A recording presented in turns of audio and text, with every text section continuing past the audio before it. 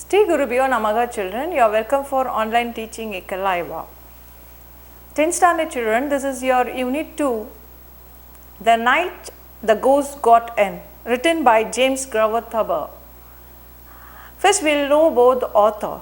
James Thaber was 1894 to 1961, is an American cartoonist, author, humorist, journalist, playwright and celebrated wit.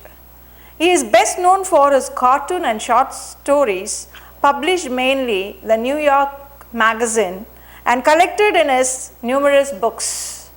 He is one of the most popular humorists of his time as he celebrates the comic frustration and eccentric of the ordinary people. James Thaber's autobiography, My Life and Our Times, was published in 1933. It is regarded as his greatest work. The extract of this lesson are from his autobiography. Children, this is a humorous lesson. The author just gives you a humor. In a family, some incident happens, and for that police all are being in the room. So let us see what it is.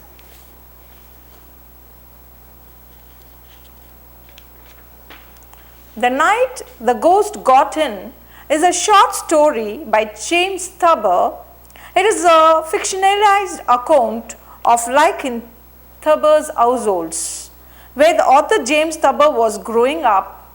So the author was growing up in a family. The story took place on November 17, 1915. It starts with the author coming out of the bathroom. So he was having a bath and just coming out of the bathroom while drying himself. At the time he hears footsteps downstairs near the dining hall. He wakes up his brother Herman. They go to the backstage to listen to the doorsteps. Herman gets scared and runs back into his room and slams the door shut. James too shuts the staircase door. All these commotion wake up their mother, who comes out and demands to know what was happening. When she does not get a proper answer, she thinks there is a burglar downstairs. So here the author James Thaber was having a bath and he is coming out of the bathroom and he hears the footsteps down the hall, and he just goes and complains to his brother, and they both got frightened, maybe some ghost or something. So they slam the door, and because slamming the door, the mother comes and she was sleeping, and she wakes up and she comes and asks in the night what was the problem, and she doesn't get a proper answer from them. So she thought some burglar entered inside, and the mother wants to call the police, but the phone is downstairs. So she can't go downstairs because the burglars are there. So she just throws a slipper to shoes to the next house, and they open and they just requesting them to make a call, and they were just making a phone call, and the police arrives to the place, and they were just knocking the door, and when they come they find nothing inside. They open the door and they just come inside, and they were searching, and nothing was there. It is his grandfather who went down to drink some water, and he was just climbing up and going to his room. So this incident made a severe thing, and we will see what is in the lesson. Okay, we can see about the author.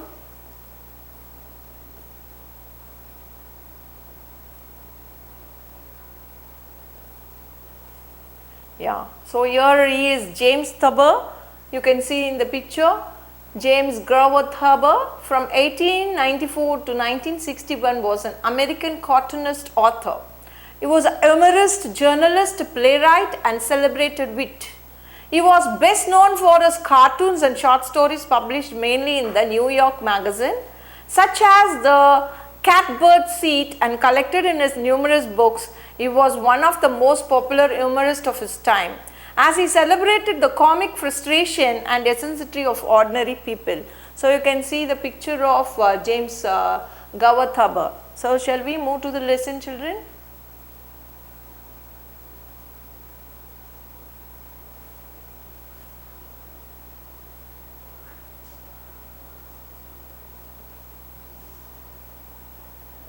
Okay. Imagination of odd thing always lead to absolute humor. Read the lesson and enjoy the narrator's experience with his grandfather who creates chores and laughter with his imaginative stories. So your grandfather, because of grandfather, there was humorous in the family, and you can understand what it is. We will be seeing in this lesson. The ghost that caught into our house on the night of November 17, 1915 raised such a hullabaloo of a misunderstanding that I am sorry I didn't just let it keep on walking and go to bed. Its advent caused my mother to throw her shoes through a window of the house next door and ended up with my grandfather shooting a patrolman. I am sorry therefore, as I have said, that I ever paid any attention to the footsteps. So here you understood that the author is just going to a bath and he is coming, he hears some footstep, he just went inside the room and he was just telling his brother, and the brother and he was afraid of the thing, and they were just slamming the door. The slamming of the door makes the mother wake up, and the mother wakes up and she was just asking the reason, and she thought she was they were saying that they hear the footsteps, so she thought that it was a burglar, and so she wanted to make a phone call. She couldn't make a call, so what she had done, she was just requesting the next house by throwing the shoes through the window, and they were just opening their door and they were just telling them to make a call to the police. And that house, they were just calling the police, and the police comes. At last the grandfather, he was not in good health. So here he thought that something, and he got his gun and he was just chasing the patrolman. So this was a humorous story happened, and the first part is very clear. The first paragraph itself is clearly telling you. They began about 1:15 o'clock in the morning. So the time was 1 o'clock in the early morning. A rhythmic, quick cadence walking around the dining room table.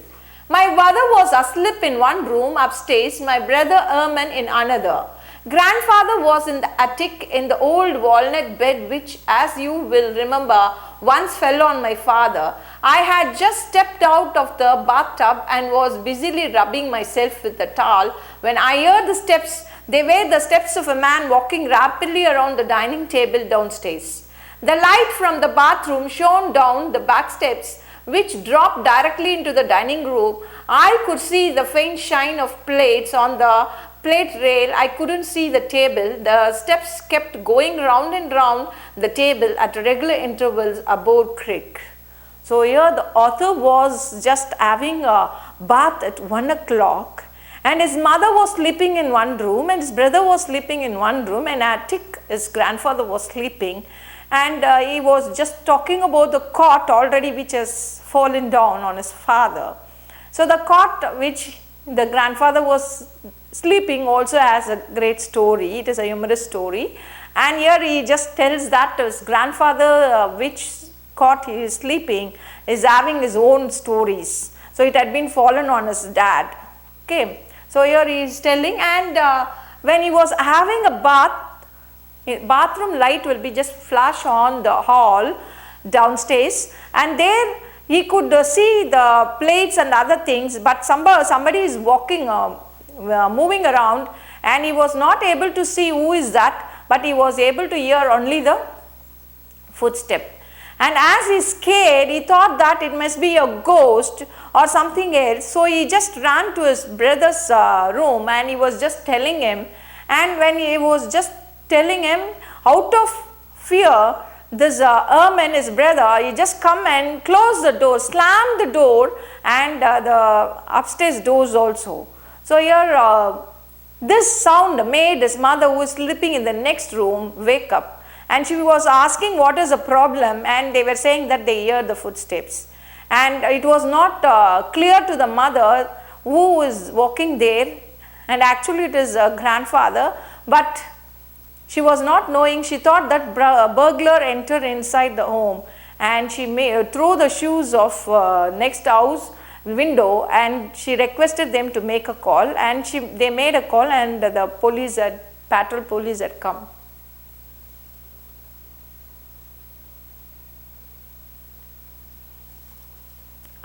When it it was trod upon, I supposed at first that it was my father or my brother Roy who had gone to Indoplius but were expected home at any time. I suspected next that it was a burglar. It did not enter my mind until later that it was a ghost. So he was thinking that his brother or father would have just gone there, or maybe some burglar come inside the house. He was not had a fear that it might be a ghost. After the walking had gone on for perhaps 3 minutes. So first few minutes he was, first 1 minute or half minute he was thinking that it might be his father or his brother, but later he thought that it might be a burglar, but he was not thinking of the ghost. But after 3 minutes the walking was continued, he thought it might be a ghost. After the walking had gone on for perhaps 3 minutes, I tiptoed to Ermine's room. Pest, I hissed in the dark, shaking him. Perhaps he said in the low, hopeless tone of a desperate beagle. He always suspected that something would get him in the night. I told him who I was. There is something downstairs, I said. He got up and followed me to the head of the back staircase. The steps had ceased. Herman looked at me in some alarm. I had only the bath towel around my waist. He wanted to go back to bed. I gripped his arm. So here he went and told his brother, and they both coming down, and he was having only the bath towel, and his brother was scared to go down and see who is that. So this maid, he just told him, gripped his arm, and he was frightened. There is something down there, I said. Instantly the steps began again. Circled the dining room table like a man running, and started up the stairs towards us heavily, 2 at a time. The light still shone palely down the stairs. We saw nothing coming. We only heard the steps. Ermine rushed to his room and slammed the door. I slammed shut the door at the stairs top and hurled my knee against it. So here they both were just frightened. So Harold ran into his room and he just slammed the door, and here he went upstairs and he was just closing the attic door. So I slammed shut the door at the stair tops and held my knee against it. He was just holding his knee, so he out of fright. He doesn't know who is that, whether it is a ghost or a burglar. He doesn't know who is that, but he was just closed the door and he was just waiting. After a long minute, I slowly opened it again. There was nothing there. There was no sound. None of us ever heard the ghost again. So here he was just listening to the sound. Slowly opened it again, and there was nothing there. There was no sound. None of us ever heard the ghost again. So none of us heard any sound there. So they thought it is 1 o'clock, maybe a ghost. So here they were just going slowly and just listening, observing whether any sound would be there. So they didn't get any sound. So they thought they will not be getting anything. So the slamming of the doors had aroused mother. So the slamming of the door aroused mother. She peered out of her room. What on earth are you boys doing? She demanded. So she was asking, what are you doing here, boys? So the sound made her wake up, and she was alarmed, and she just came out of the room and she was asking the boys what they were doing. What on earth are you boys doing? She demanded. Herman ventured out of his room. Nothing, he said gruffly, but he was in color a light green. What was all that running around downstairs? Said mother. So she had heard the steps too. We just looked at her. Burglars, she shouted. Indiscreetly, I tried to quieten her by starting lighting downstairs. So here she was just looking down, and she also was hearing the sound. She also was hearing the sound, and that sound made her might be a burglar. So here she was not afraid of the ghost and all. As a grown up, she is having a thing. She thought it might be a burglar inside. So she too heard the sound of the person walking around the room, and so she thought might be a burglar, and so they doesn't know what to do. So she had heard the steps too. We just looked at her. So they both looked at her, and burglars, she shouted. So she shouted burglars, maybe burglars inside. I tried to quieten her by starting lightly downstairs. So she was just, he was making her to be quiet, and he was just starting lighting downstairs. He was just putting a light and saying, who is that? So you can see in the picture, mother and two sons were just seeing, they were living in the upstairs, downstairs, what is happening, they don't know. Come on, Herman, I said. I will stay with mother, he said. He is all excited. I stepped back onto the landing. Don't either of you go a step, said mother. We will call the police. Since the phone was downstairs, I didn't see how we were going to call the police. So the mother advised. The elder son was, the author was ready to go down and see, and he was calling his brother, but brother was a little frightened, and he was staying with his mother, and says that he is not ready to come along with them to go and see. So we all called the police. Since the phone was downstairs, I didn't see how we were going to call the police, nor did I want the police, but mother made one of her quick, incomparable decision. She flung up a window of her bedroom, which faced the bedroom windows of the house of neighboring, picked up a shoe and whammed it through a pane of glass across. So your mother want to make a thing, because their phone is downstairs, they can't go down, and they were having a thought that the burglars entered.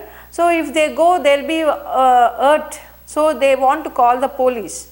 So here they were thinking how to call the police. Suddenly the mother got an idea. So she was, the author doesn't want to call the police, but mother, what she had done, she had taken a shoe and thrown to the next window, next house window, and they just opened and asked what is the problem.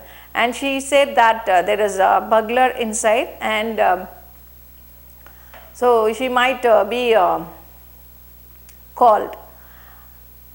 They can call the police. So she requested them to make a call to police, and by the time the police also arrived, there was a great fun.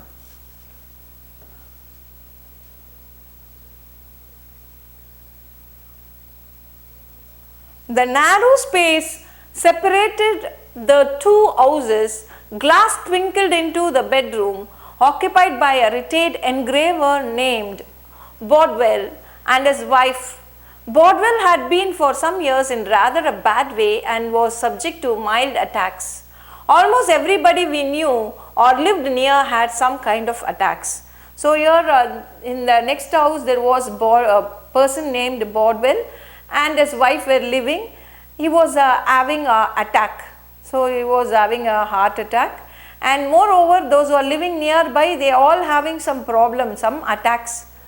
So here you know that if a heart attack person is there, if you may just troubling in the late night in 1 o'clock, they will be just frightened. So here the author was telling that there was a person named Bodwell, and he was having an attack often, and in that night it is disturbing him is not good, he feels. It was now about 2 o'clock of a moonless night. Clouds hung black and low. Bodwell was at the window in a minute, shouting forthing, a little shaking his fist. We will sell the house and go back to Peroia. We would hear Mrs. Bodwell saying. It was some time before mother got through to Bodwell. Burglars, she shouted. Burglars in the house. Herman and I hadn't dared to tell her that it was not burglars but ghosts, for she was even more afraid of ghosts than of burglars. Bodwell at first thought that she meant there were burglars in his house, but finally he quieted down and called the police for us over an extension phone by his bed. After he had disappeared from the window, mother suddenly made there was further need of it, as she later explained, because the thrill of viewing a show through a window glass had enormously taken her fancy, I pretended her.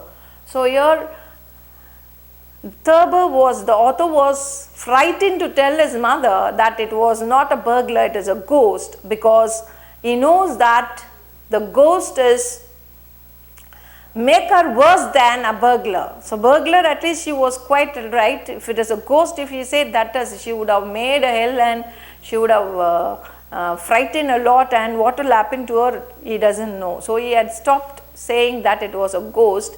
But meanwhile, the mother thrown the shoe to the next house, Bodwell, and he was hearing the sound and he was shouting, so I am not going to stay in this place at all, I am going to sell the house and I am going to go to the next house. Then she was just telling that there was a burglar inside. So he thought a burglar was in his house inside, and he was trying to make so many things, and at last he understood that the burglar was in their house. So he went to a bedroom and he made a call. Bodwell made a call to the police, and the time the police was arriving, they were just talking through the windows. So we will stop here. Whether the police arrive and what is happening, we will see in the next part, children. Thank you, children. To receive our online lessons, please press the subscribe button and you will receive the latest updates. Thank you, children. We will meet you in the next part.